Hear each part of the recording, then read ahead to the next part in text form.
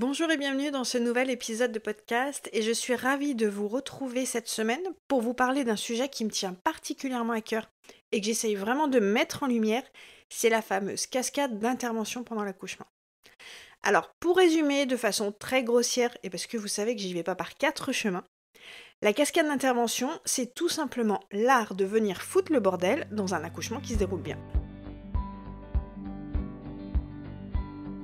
Bienvenue sur mon podcast, moi je suis Amandine, entrepreneuse, maman de 3 enfants et j'adore déconstruire les clichés et les fausses croyances sur l'accouchement.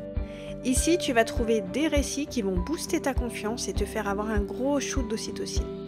Je te partagerai également tous mes conseils pour que tu puisses faire des choix éclairés, oser t'affirmer et pouvoir rester actrice de ton accouchement avec ou sans péridurale. Ici c'est sans tabou et sans prise de tête, alors installe-toi confortablement et c'est parti pour un nouvel épisode.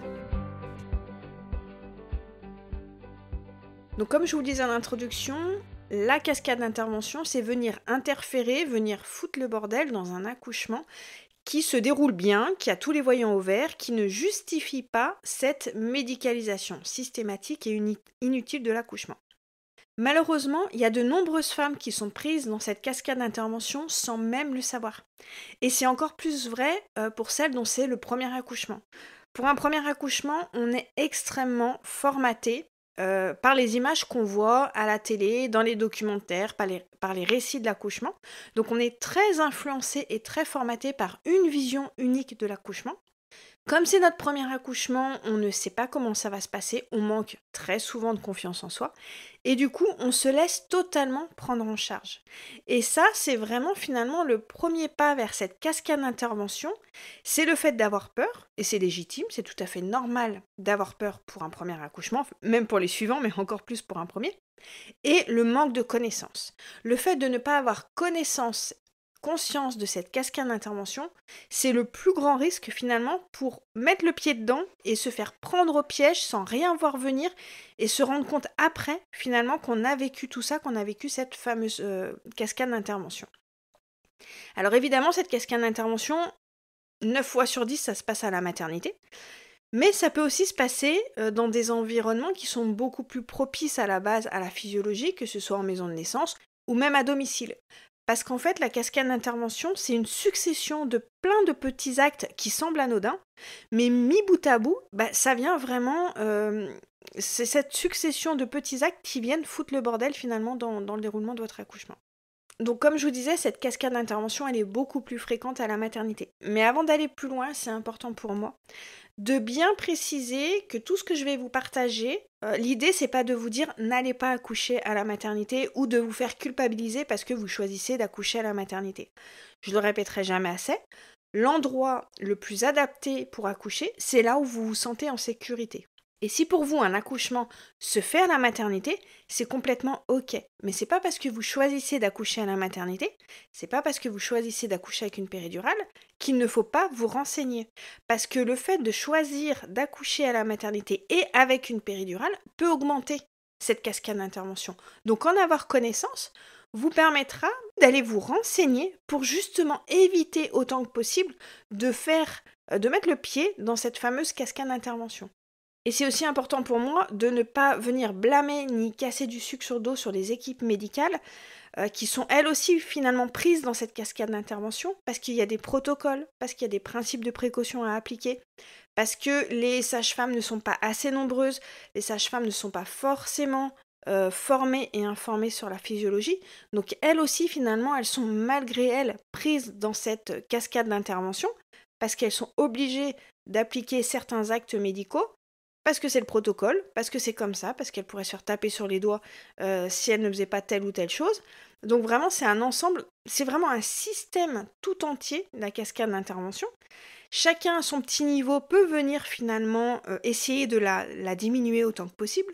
Ça passe par les assouplissements des protocoles, par le fait de voir l'accouchement autrement que par le prisme médical. Ça passe par des sages-femmes qui sont plus formés et sensibles à cette physiologie de l'accouchement, qui vont peut-être alerter aussi en disant est-ce que c'est nécessaire de faire tout ça pour toutes les femmes, même si l'accouchement se déroule bien. Et ça passe par vous aussi, qui êtes enceinte ou qui avez un projet de bébé, de vous renseigner et de vous dire ok, cette cascade d'intervention, elle existe, j'en suis consciente. Qu'est-ce que moi, de mon point de vue, qu'est-ce que moi, de mon côté, je vais pouvoir mettre en place pour éviter d'être prise là-dedans? En fait, la cascade d'intervention, si on fait pas attention, c'est un peu comme si on était pris dans une machine à laver, dans le tambour, on est brinque-ballé, on est balancé de tous les côtés et on sait pas comment arrêter ça. Moi, l'idée de cet épisode, c'est quelque part de mettre la lumière sur cette cascade d'intervention, encore une fois de vous pousser à vous renseigner, de dialoguer avec l'équipe médicale, d'avoir un maximum de connaissances sur la physiologie, sur comment se déroule un accouchement, sur comment fonctionne votre corps, pour détecter finalement toutes les petites choses qui vont pouvoir venir parasiter votre accouchement. Il y a certaines choses que vous allez pouvoir éviter, très clairement. Il y en a d'autres où ça va être plus difficile, où vous allez pouvoir négocier. Il y a des choses que vous n'allez pas du tout pouvoir éviter. Mais encore une fois, mon but, c'est de vous éviter d'être prise au piège de A à Z, sans avoir votre mot à dire, sans en avoir connaissance, et sans pouvoir essayer de stopper finalement cette cascade d'intervention. Donc la cascade d'intervention, comme je vous disais, elle est peu connue finalement en France, on en parle de plus en plus, mais c'est vrai que voilà, c'est pas quelque chose dont les femmes ont forcément conscience, parce qu'en France, la vision la plus courante de l'accouchement, c'est celle d'un acte médical qui nécessite un médecin, une surveillance, une prise en charge. C'est vu comme un acte dangereux qui nécessite des principes de précaution, des prises de mesures, de tout regarder, de tout millimétrer, de tout examiner en fait, de tout surveiller. Et en fait finalement, cette vision hyper médicalisée, c'est ce qui justifie finalement cette cascade d'intervention. C'est pas parce que ça la justifie que c'est normal, mais c'est pour bien comprendre que cette vision de l'accouchement dangereux, médical, amène forcément à des protocoles qui vont venir médicaliser l'accouchement et qui vont mettre en place cette fameuse cascade d'intervention. Donc avec cette vision finalement de l'accouchement très médicalisé, à force, on ne voit plus les actes médicaux qui sont inutiles et qui peuvent venir paradoxalement compliquer votre accouchement. On est tellement formaté à cette vision de l'accouchement où il y a la femme qui est allongée avec des cathéters, avec une blouse, que ça nous surprend même plus finalement de voir ce genre d'accouchement. C'est vraiment notre norme. Pour beaucoup, l'accouchement, c'est même comme une opération. Ça nécessite un médecin, des diplômes, des années d'études pour, entre guillemets, savoir accoucher une femme. La représentation classique de l'accouchement, c'est une salle froide, limite stérile, avec des appareils qui bipent, des gants stériles, une blouse. Bref, vraiment, finalement, tout comme pour une opération. Et ça choque plus grand monde. Et pourtant, justement, cette vision erronée de l'accouchement amène à des complications. Et le problème, c'est que de nombreuses maternités, les protocoles sont tellement stricts et appliqués à la lettre que finalement les femmes ont du mal à ne pas être prises au piège dans cette cascade d'intervention si elles ne se renseignent pas un minimum. Et là, j'en reviens à mon discours habituel. Renseignez-vous sur le protocole de votre maternité. Un protocole n'est pas au-dessus des lois et un protocole diffère d'une maternité à d'autres. Il y en a qui ont des protocoles très stricts, d'autres plus souples. Déjà là, selon votre maternité, selon là où vous allez accoucher, vous ne serez pas accompagné de la même façon. Donc, avoir cette curiosité, cette prise de recul, cette ouverture d'esprit en se disant « je vais me renseigner, je vais aller poser des questions, je vais aller farfouiller, je vais aller gratter pour connaître leur protocole », c'est déjà quelque part le premier pas pour éviter cette cascade d'intervention. Et comme je vous disais aussi, le personnel, les sages-femmes sont formés pour la plupart à accompagner des accouchements médicalisés. Elles ne remettent même pas en question finalement. Une femme, elle arrive, elle met une blouse, on lui pose un cathéter, on examine son col à intervalles réguliers, on lui interdit de boire, de manger, d'accoucher dans la position qu'elle veut. Elles sont tellement formatées aussi, les sages-femmes, à cette vision médicalisée, assistée de l'accouchement, que, comme je vous disais, elles font aussi partie de ce système qui met en place petit à petit cette cascade d'intervention. Et donc entre la vision de l'accouchement médicalisé, la formation des sages-femmes, les protocoles trop stricts, les femmes qui n'ont pas connaissance de cette cascade d'intervention, ça amène à une médicalisation systématique et inutile de tous les accouchements sans distinction, même ceux qui se déroulent bien, même ceux dont tous les voyants sont ouverts, même ceux qui ne nécessitent pas forcément une prise en charge médicale, mais qui sont médicalisés par principe de précaution, parce que c'est les protocoles, parce que ici c'est comme ça madame, arrêtez de poser des questions. Et tout ça amène à venir saboter, foutre le bordel dans votre accouchement. Du coup, pour illustrer tout ça rapidement, je vais vous partager mon premier accouchement qui est finalement tellement classique, tellement banal, tellement prévisible, que comme ça vous aurez une idée un peu plus claire de la cascade d'intervention. Donc moi j'ai eu une grossesse qui s'est parfaitement bien déroulée, j'avais absolument aucun problème par rapport à ma grossesse. Mon bébé était voilà tête en bas, mon col était fermé, j'ai pas eu de contraction pendant ma grossesse, donc voilà, vraiment, on va dire sur le plan médical, tout était vraiment au top.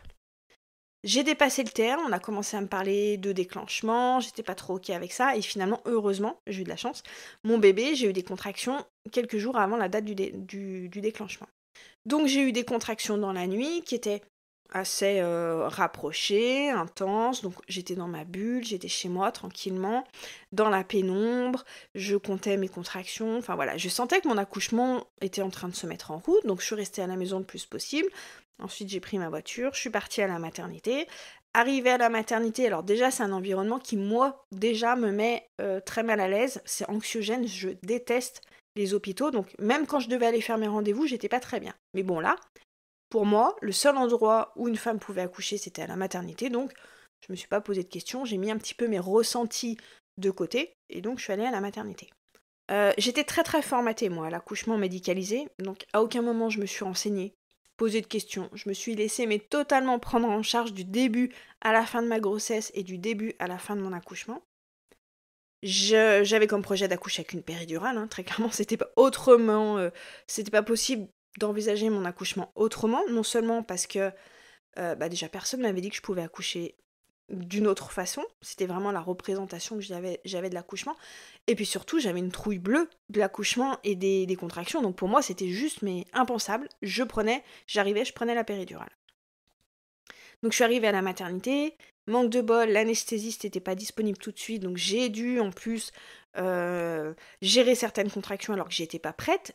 Alors petit spoiler, si vous avez l'intention d'accoucher avec une péridurale, préparez-vous quand même à gérer des contractions parce que si la péridurale ne marche pas, que vous pouvez pas l'avoir tout de suite, que l'anesthésiste n'est pas dispo, franchement, gérer des contractions qu'on n'avait pas prévues, c'est franchement pas fun pour l'accouchement. Donc petit conseil, voilà, prenez un peigne, renseignez-vous sur la douleur des contractions, les outils qui vont pouvoir vous aider. Ça vous permettra d'éviter d'être comme moi en PLS en attendant l'anesthésiste. Donc voilà, donc j'arrive à la maternité, j'attends l'anesthésiste, on me pose la péridurale. Et donc là, j'avais une blouse, j'étais allongée. J'ai accouché en août 2003 où il faisait très très chaud. Donc j'avais très peu mangé la veille. J'avais mangé genre une petite soupe parce que j'avais pas très faim, il faisait chaud. Donc je suis arrivée, j'étais à jeun. J'ai pas pu boire. J'ai été allongée donc parce que j'avais cette péridurale qui était extrêmement dosée, donc je ressentais rien. J'étais vraiment allongée, complètement passive, avec des cathéters, ma blouse, à attendre que le temps passe. Au bout d'un moment, on est venu me dire: «On va vous percer la poche des os, madame, pour accélérer le travail». Bah ouais, percez-moi la poche des os. Donc on m'a percé la poche des os.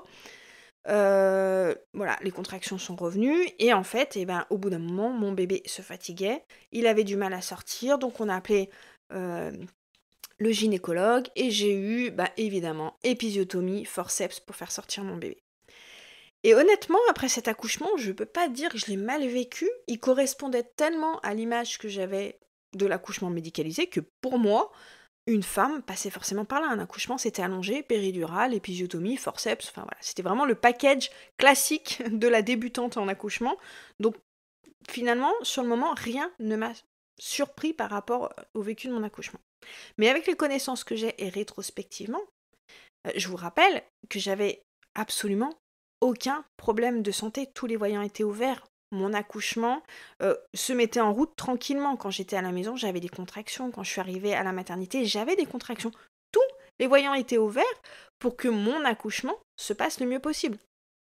Mais le fait d'arriver et de médicaliser mon accouchement, notamment avec cette péridurale qui était trop dosée, et cette succession de vous êtes allongé, vous pouvez pas boire, vous pouvez pas manger, c'est venu complètement foutre le bordel dans mon accouchement.